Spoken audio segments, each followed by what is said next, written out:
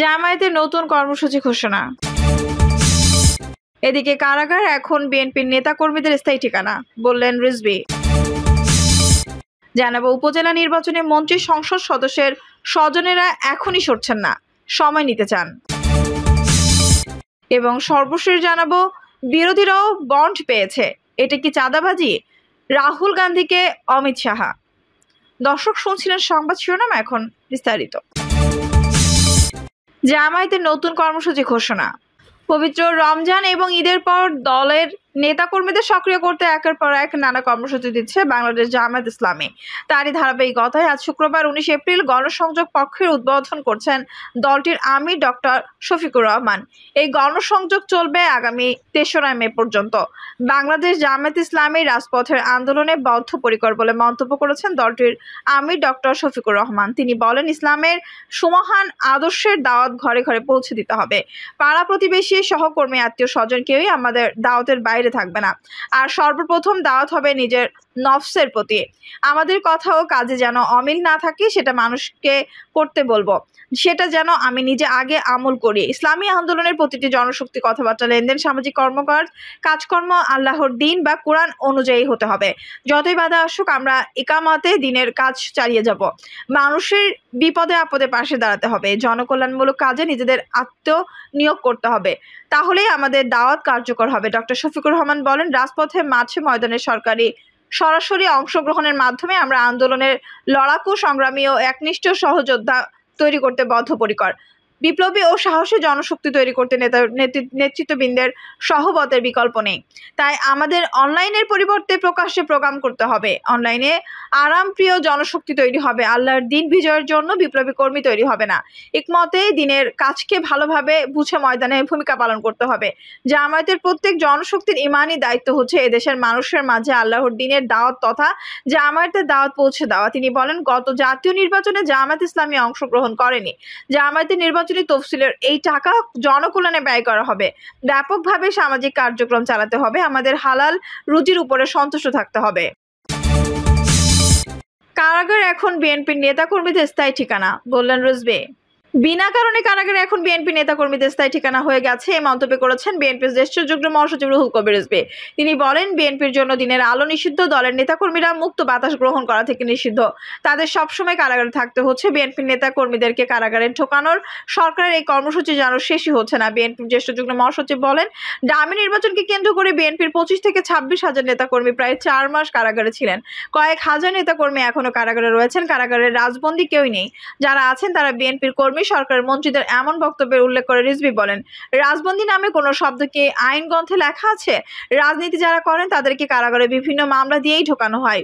উপমহাদেশে এইরকম ভাবে অনেকেই কারাগারে গিয়েছেন, কিন্তু কোথাও রাজনৈতিক কারণে কারাগারে গিয়েছেন সেটা লেখা থাকে না। যারা কায়েমি শাসক গোষ্ঠী তারা বিভিন্ন ধরনের অপরাধের অভিযোগে বিরোধীদের কারাগারে নেয়। উপজেলা নির্বাচনে মন্ত্রী সংসদ সদস্যের স্বজনেরা এখনই সরছেন না, সময় নিতে চান। দলের মন্ত্রী সংসদ সদস্যের সন্তান, পরিবারের সদস্য ও নিকটাত্মীয়দের উপজেলা নির্বাচন থেকে সরে দাঁড়ানোর নির্দেশ দিয়েছে ক্ষমতাসীন দল আওয়ামী লীগ। তবে দলের কেন্দ্রীয় সিদ্ধান্তের পরও মন্ত্রী সংসদ সদস্যের স্বজনেরা এখনই ভোট থেকে সরছেন না, তারা সময় নিতে চাইছেন। আওয়ামী লীগের কেন্দ্রীয় নেতৃত্বের পক্ষ থেকে মন্ত্রী সংসদ সদস্যের নিকটাত্মীয়দের কেউই ভোট থেকে সরে না দাঁড়ালে বহিষ্কার সহ সাংগঠনিক ব্যবস্থা নেওয়ার হুমকিও দেওয়া হয়েছে।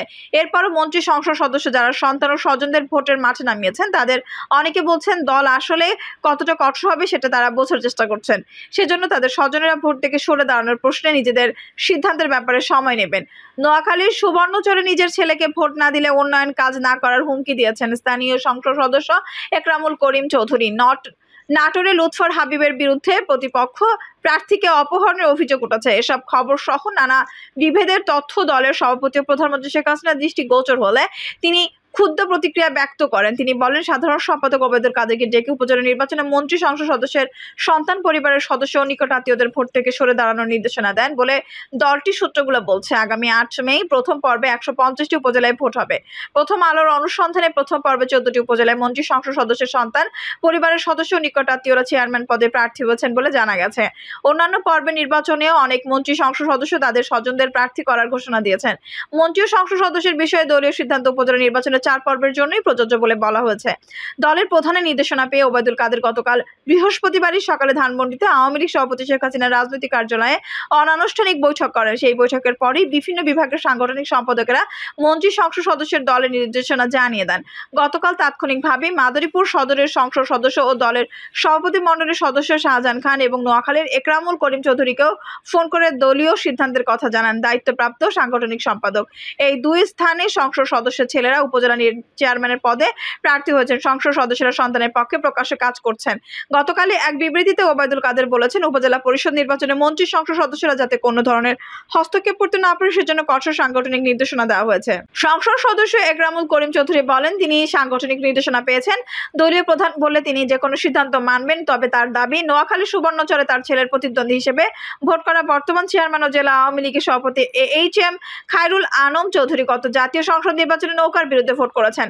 এর বিচার চেয়ে কেন্দ্রের নালিশ দিয়েছেন। কেন্দ্র থেকে কি জবাব আসে সেই অপেক্ষায় আছেন তিনি। উপজেলা নির্বাচনের মাঠে থাকা মন্ত্রী সংসদ সদস্য ও তাদের স্বজনেরা কেন্দ্রীয় সিদ্ধান্তের পরও সময় নিতে চাইছেন। প্রথম ধাপের 150টি উপজেলা ভোটের মনোনয়নপত্র প্রত্যাহারের শেষ দিন 22 এপ্রিল। ওই দিন পর্যন্ত অপেক্ষায় থাকতে চান তারা। তাদের দাবি আত্মীয় স্বজনের সীমা কতদূর পর্যন্ত যাবে এ বিষয়ে স্পষ্ট করা হয়নি। এছাড়া অনেক মন্ত্রী সংসদ সদস্যের আত্মীয় বর্তমানে নির্বাচিত চেয়ারম্যান। তারা পুনরায় ভোট করতে চাইলে তাদেরও সরে দাঁড়াতে হবে কিনা সেই প্রশ্নের উত্তর খুঁজছেন অনেকে। আবার এইভাবে প্রার্থী বসে গেলে কোথাও কোথাও বিনা প্রতিদ্বন্দ্বিতায় জয়ী হওয়ারও সুযোগ তৈরি হতে পারে। আওয়ামী লীগের নীতি নির্ধারণী সূত্র বলছে, যারা স্বজনের প্রার্থী করেছেন তাদের তথ্য সংগ্রহ করে তালিকা তৈরির নির্দেশনা দেওয়া হয়েছে। কাল শনিবারের মধ্যে তালিকা চূড়ান্ত হয়ে যাবে। সেই তালিকা পর্যালোচনা করে দূরের স্বজনদের কারো কারো ক্ষেত্রে ছাড় দেওয়া হতে পারে। তবে মন্ত্রী সংসদ সদস্যের সন্তান, ভাই বোন কিংবা শ্যালক এসব নিকটাত্মীয়দের ব্যাপারে খুবই কঠোর অবস্থানের দল। নোয়াখালীর হাতিয়া উপজেলায় আওয়ামী লীগের সংসদ সদস্য মোহাম্মদ আলী, এর আগে তার স্ত্রী আয়েশা ফেরদৌস দুবার সংসদ সদস্য ছিলেন। এবার উপজেলার ভোটে স্ত্রী এবং ছেলে আশিক আলীকে প্রার্থী করেছেন। তবে আয়েশা ফেরদৌসকে ডামি প্রার্থী মনে করছেন স্থানীয় লোকজন। গতকাল এ বিষয়ে জানতে চাইলে মোহাম্মদ আলী বলেন, তিনি কেন্দ্রের নির্দেশনা পেয়েছেন, তবে তিনি অপেক্ষা করছেন, সময় বলে দেবে কি করতে হবে। নীলফামারীর ডিমলায় সংসদ সদস্য আফতার উদ্দিন সরকারের চাচাতো ভাই আনোয়ারুল সরকার এবং ভাতিজা ফেরদৌস পারভেজ উপজেলা চেয়ারম্যান পদে ভোট করছেন। এখানে বর্তমান চেয়ারম্যান বীর মুক্তিযোদ্ধা তবিবুল ইসলাম। সংসদ সদস্য আফতাব উদ্দিন সরকার বলেন, তিনি ভাতিজা ও চাচাতো ভাইয়ের প্রার্থী হওয়া নিয়ে শুরু থেকেই বিরোধিতা করছেন। এখন দল যেহেতু সিদ্ধান্ত দিয়েছে তার সবাই মানবেন বলে মনে করেন। আওয়ামী লীগের সূত্র বলছে, দলের নেতাদের দাবির মুখে স্থানীয় সরকার নির্বাচনে দলীয় প্রতীক দেওয়া হয়নি। মূল লক্ষ্য ছিল সবার অংশগ্রহণ নিশ্চিত করা এবং নির্বাচন প্রভাবমুক্ত রাখা। কিন্তু দেখা যাচ্ছে মন্ত্রী ও সংসদ সদস্যরা নিজেদের সন্তান, পরিবারের সদস্য ও নিকটাত্মীয়দের ভোটে দাঁড় করিয়ে প্রভাব বিস্তারের চেষ্টা করছেন। এই পছন্দ করছেন না দলের প্রধান শেখ হাসিনা। তিনি কঠোরভাবে প্রভাব মুক্ত নিশ্চিত করার নির্দেশনা দিয়েছেন। মন্ত্রী সংসদ সদস্যরা যাতে প্রশাসনকে প্রভাবিত করতে না পারে সেজন্য স্থানীয় প্রশাসন ও পুলিশকে নানা নির্দেশনা দেওয়া হয়েছে। সরকারের পক্ষ থেকে আওয়ামী লীগের নেতারাও বিভিন্ন জেলায় প্রশাসনকে নিরপেক্ষভাবে কাজ করার পরামর্শ দিচ্ছেন। নাম প্রকাশ না করার শর্তে আওয়ামী লীগের একজন দায়িত্বশীল নেতা প্রথম আলোকে বলেন, বিএনপি জামায়াত ভোট বর্জন করেছে, তাদের প্রার্থীরা বিপুল সংখ্যায় ভোটে অংশ নেবেন বলে মনে করা হচ্ছিল, কিন্তু আদালতে তা হচ্ছে বলে মনে হয় না। এই অবস্থায় মন্ত্রী সংসদ সদস্যরা প্রভাব বিস্তার করলে আর ভোট থাকবে না। সংঘাতেরও আশঙ্কা রয়েছে, যা দেশে বিদেশি সমালোচনা জন্ম দেবে। জাতীয় নির্বাচনের পরপর এই ধরনের বদনাম নিতে রাজি নন আওয়ামী লীগের নীতি নির্ধারকরা। দলের দায়িত্বশীল সূত্র জানিয়েছে, স্থানীয় পর্যায়ে নিজেদের প্রভাব বাড়ানোর জন্য মন্ত্রী সংসদ সদস্যরা আত্মীয় পরিজন ছাড়াও মাইম্যান তৈরি করার লক্ষ্য পছন্দের প্রার্থী নিয়ে মাঠে নামছেন। এতে দলের তৃণমূলের ভারসাম্য নষ্ট হচ্ছে।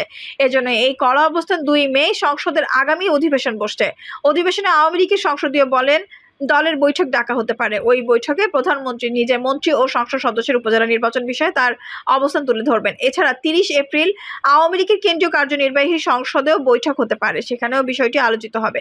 নির্বাচনে দলীয় সিদ্ধান্ত অমান্য করলে সরকারি বহিষ্কারের বিধান রয়েছে। আওয়ামী লীগের গঠনতন্ত্রে আওয়ামী লীগের যুগ্ম সাধারণ সম্পাদক আফমা বাহাউদ্দিন নাসিম বলেন, দলের সভাপতি স্পষ্ট নির্দেশনা দিয়েছেন, কেউ সিদ্ধান্ত অমান্য করলে শাস্তির মুখোমুখি হতে হবে।